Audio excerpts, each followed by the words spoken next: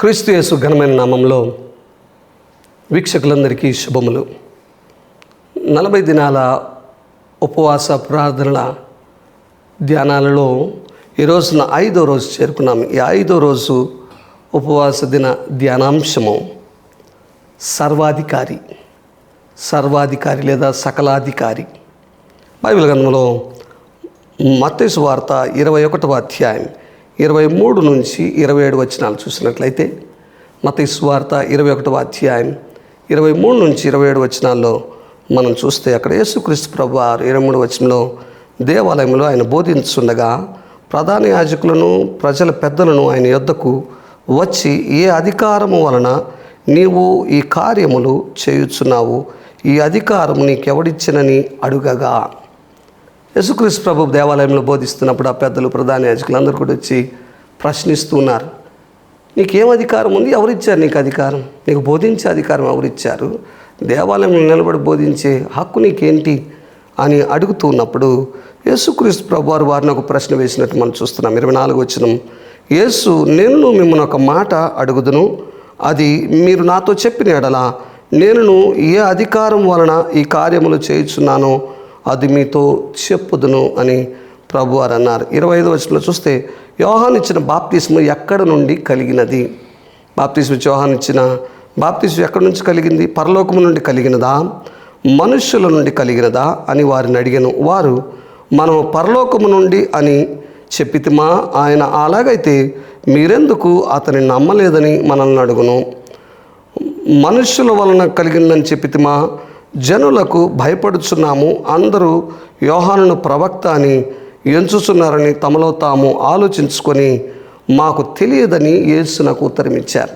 ప్రభు అన్నారు, ఈ బాప్తిస్ము ఇచ్చి యోహాను ఆ బాప్తిస్ము ఎక్కడి నుంచి కలిగింది? అది పరలోకం నుంచి కలిగిందా, మనుషుల నుంచి కలిగిందా అంటే వారు దేనికి రెండిటి ఏది కూడా చెప్పలేని పరిస్థితిలో సందిగ్ధంలో పడిపోయారు.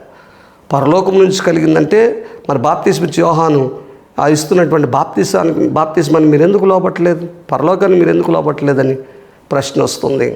లేదా మనుషుల నుండి కలిగింది అంటే మరి ఎందుకు మీరు భయపడుతున్నారు, మరి ఎందుకు తీసుకోవట్లేదు, మరి ఎవరికి భయపడుతున్నారు మీరు అని ప్రశ్న వస్తుందని, వారు మాకు తెలియదని సమాధానం యేసుక్రీస్తు ప్రభుకు చెప్పినట్టు మనం చూస్తున్నాం.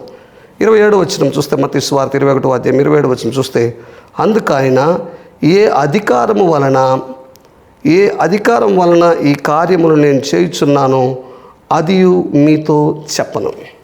యేసుక్రీస్తు ప్రభు వారి యొక్క సమాధానం చూస్తే, నేను ఏ అధికారంతో ఈ కార్యములు చేస్తున్నానో అది కూడా నేను మీకు చెప్పను అని ప్రభు వారి సమాధానం ఇచ్చిన మనం చూస్తున్నాం. వారు మౌనంగా వెళ్ళిపోయారు. యేసుక్రీస్తు ప్రభుని ప్రశ్నిస్తూ ఉన్నారు, నీకు అధికారం ఎక్కడి నుంచి వచ్చింది? ఎవడిచ్చాడు అధికారం?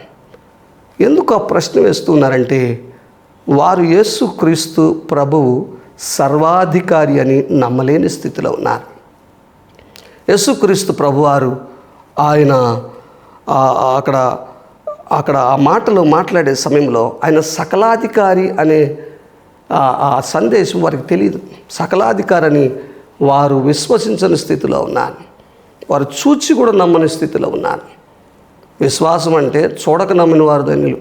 ఆ విశ్వాసములను నిరీక్షించబడి వాటి యొక్క నిజ స్వరూపము అదృశ్యమైన ఉన్నవనుటకు రుజువునై ఉన్నదని బైబిల్ సెలవిస్తూ ఉంది.